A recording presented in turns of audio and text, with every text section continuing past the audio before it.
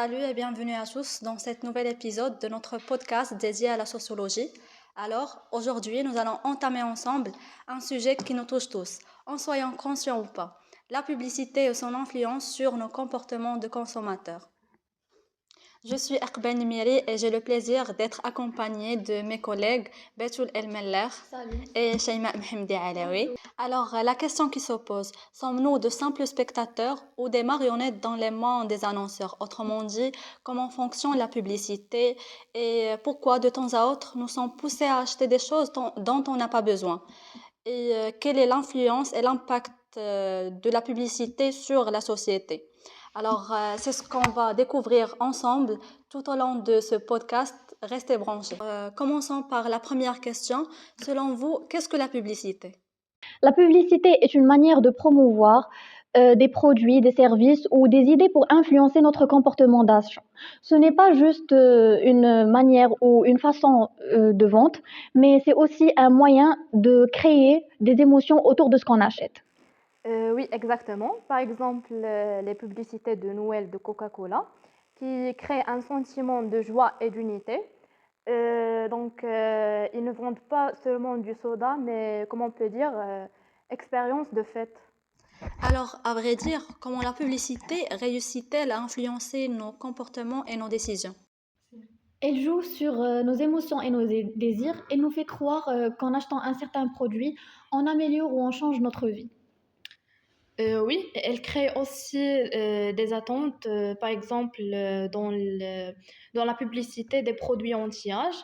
On est poussé à croire qu'on peut garder une apparence jeune en achetant ces produits, même si ce n'est pas toujours le cas. Les publicités utilisent des mécanismes psychologiques comme le conditionnement. Elles associent des produits à des émotions positives pour nous inviter à les acheter.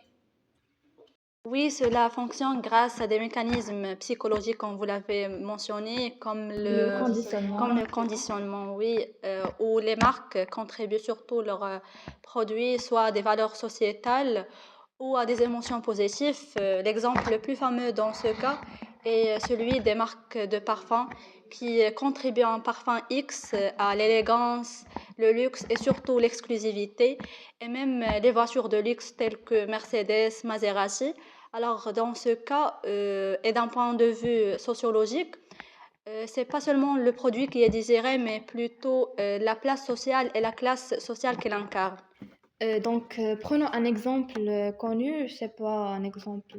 Nike comme exemple. Oui, exactement. La campagne Just Do It de Nike, donc ce n'est pas juste une pub de chaussures, mais comme on peut dire, c'est une invitation à se dépasser et à être plus fort.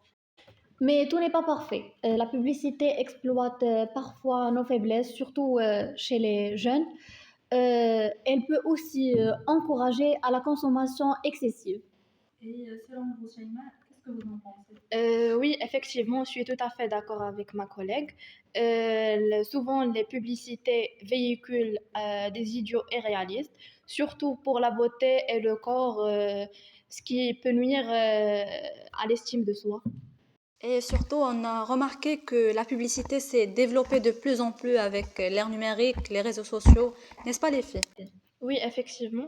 Exactement. Aujourd'hui, la publicité s'est évoluée avec l'ère numérique, ainsi que les marques savent exactement ce qu'on est, on aime quoi et on cherche quoi exactement. Oui, et cela pose même de nouvelles questions. Par exemple, comment la publicité sur réseaux sociaux influence-t-elle nos choix avec les outils comme les vidéos sponsorisées sur YouTube, les publicités sur Instagram. Alors, on remarque que même les marques s'intègrent dans notre quotidien d'une manière continue et sans cesse. En effet, les plateformes comme Instagram et Facebook utilisent nos interactions pour savoir les publicités que nous voyons.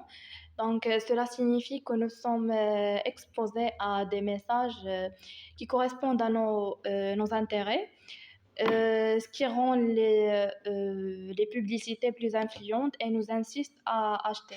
Davantage. Acheter Oui, davantage. bien sûr. Oui.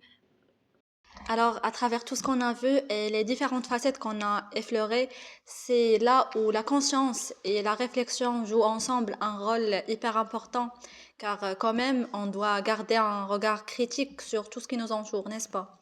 Alors, et avant de clôturer notre épisode, est-ce que vous pouvez proposer à nos auditeurs certains conseils, s'il vous plaît? Donc, pour moi, le conseil le plus important, c'est de rester, et il est essentiel de rester critique face aux messages qu'on nous envoie. Et de se rappeler, la publicité n'est pas toujours là pour nous aider à faire de bons choix, mais de nous pousser à consommer. Nous espérons que cet épisode vous a permis de mieux comprendre les mécanismes de la publicité surtout et son influence sur nos comportements et surtout, n'oubliez pas de garder un regard critique et d'analyser tout ce qui est transmis à travers les messages publicitaires. Alors, avant de vous quitter, on vous remercie infiniment pour votre écoute et un grand merci pour vous les filles. Merci à vous également. C'était un grand plaisir de partager avec vous cette information. Merci. Merci. On vous remercie encore une fois pour votre attention. À bientôt et on se revoit dans un prochain épisode. Au revoir.